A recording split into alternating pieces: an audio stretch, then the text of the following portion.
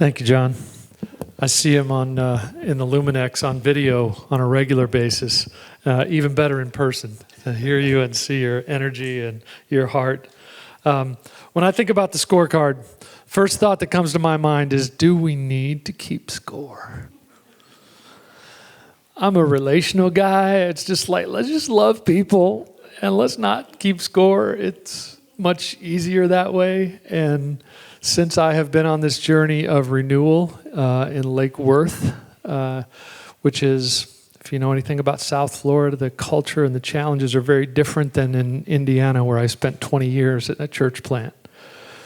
And there have been, especially early on in this process of bringing renewal in this context, when I have come to the end of the year and said, I would much rather not ask the questions about the scorecard.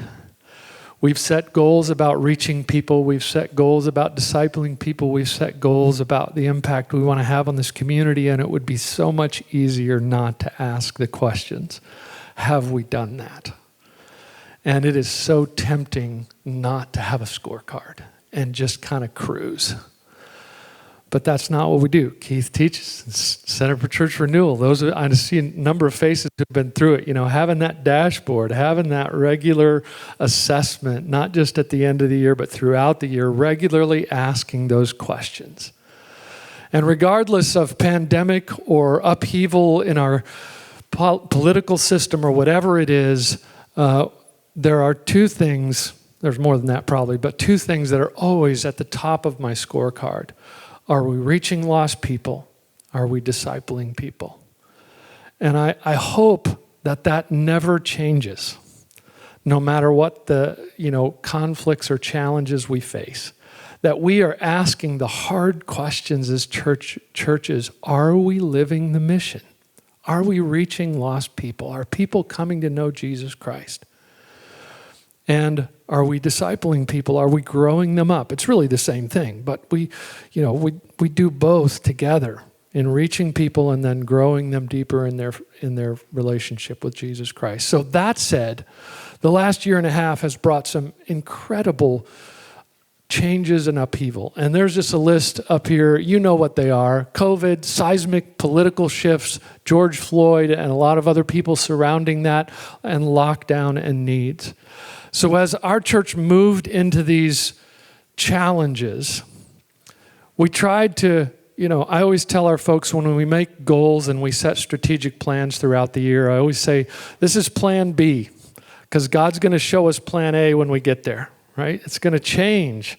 And man, the last year and a half has brought some radical changes. And with each one of these, I don't know about you guys, but I have learned and read more in the last year and a half than I think I did in the 5 years previous.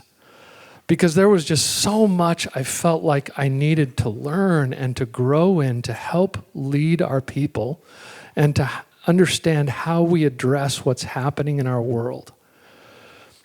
So let me just put up the next slide there. COVID, when it came to, there's controversy, and I've heard even this conversations around the table about how we handled wearing masks or not wearing masks, or when it was time, and when it was time to open children's ministry, and when it's time to start serving refreshments again, all of those kinds of things. We tried our very best as leadership to say, what are the folks in our community, if they come into our church, how can we best respond to them? Many of whom are probably, I don't know this, but probably watching CNN in our culture on a regular basis. So that's the perspective that they're bringing in. How can we best make them feel comfortable when they walk through the doors? And we've always tried to do that over the years, but I think even once again, it just reaffirmed that for us to say, how can we best, we may not want to do it, but how is it best going to serve the people of our community? By just, if it's easy enough for us to wear a mask, let's put one on, because it's going to help ease their fears or uncertainty. And that we try to let that be our gauge. The political upheaval in our world, that's another one where I just tried to learn and to read more good kingdom-oriented sources to say, how do we find how is he building the kingdom in the midst of these earthly kingdoms, right? And how do we find the path? And how do we, you mentioned this too, how do we rediscover civility, the fruits of the Spirit? How do we live those in conversation with people? Because South Florida, especially our county in Palm Beach County, is incredibly divided and diverse in terms of its political orientation. So we're all over the map in our small little congregation, because we're a small congregation.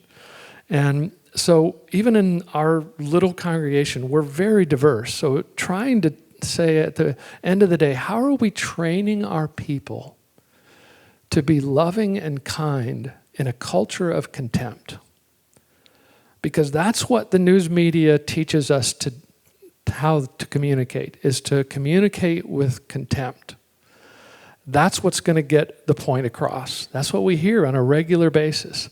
So how do we find sources and places where we learn how to communicate with civility and love each other in the process?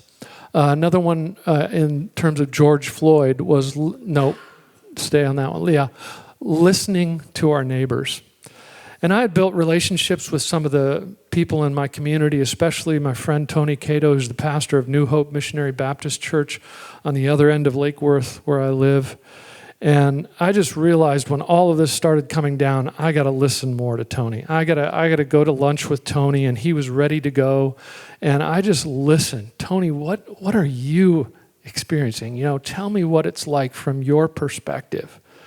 And then we had Tony come into our church and teach our congregation one Sunday morning to say, this is what, when he brought a team of his folks to lead us in worship, and it was just a great morning of understanding in the midst of all this stuff that's going on there, how do we as fellow Christians who have the kingdom as our ultimate goal, how do we come alongside people of different color and different backgrounds? And since I've listened to Tony and listened to my partner in ministry, Eli Munoz, who's our worship leader, I've read more books on understanding the racial divides in our culture.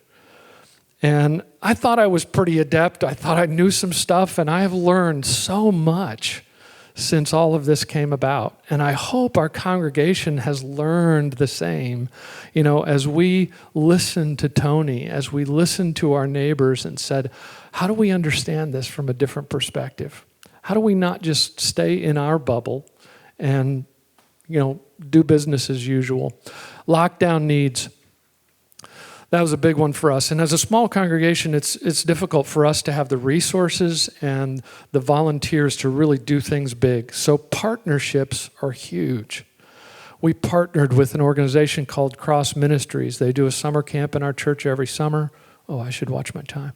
And but they serve lots of people. They do gleaning in the farms all around in Palm Beach County. So we did gleaning with them, and we also did food distribution. They were able to set up a mobile food pantry in our parking lot twice a month. And we welcomed that partnership with them, as well as Love Lake Worth. We partnered with other churches in our community to say, how can we come together as these smaller communities, smaller churches, but at the same time recognize there are a lot of people right now who are uncertain about where their next meal is going to come from. And if we're not trying to do something about that in our community, then we're not being God's presence in our community. So partnerships were huge through this to say, how do we partner with those who are doing it well and come alongside of them? We can't do it on our own, but we can come alongside these organizations and help them do better what they're already doing.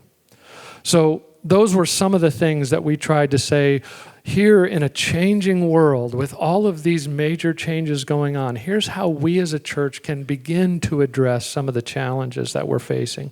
And I could give you some more, but my time is up. Why don't we throw up that last slide, and I'll just let you meditate on these. No, the next one, I think. Yeah. No, the one before it. One before it. That's the one. I came across this reading some years ago, reading N.T. Wright. And when I read it and it's in his book, Good News. I forget the full title, but I just read some of these things, and I'm like, oh, okay. The one up there is it's sporadic. The kingdom is sporadic. There are times when it's like this, and there are times when it's like this, and that doesn't lessen the impact of God's presence and impact on the world at all. But it's helpful for us to understand that there are going to be times it's really hard to look at the scorecard. We do it anyway, but it's going to be hard to look at it, and we hold on for when God's going to change things again. Tom and I were in a network together for a short time with Bob at Faith Church, so it's good to see Tom again.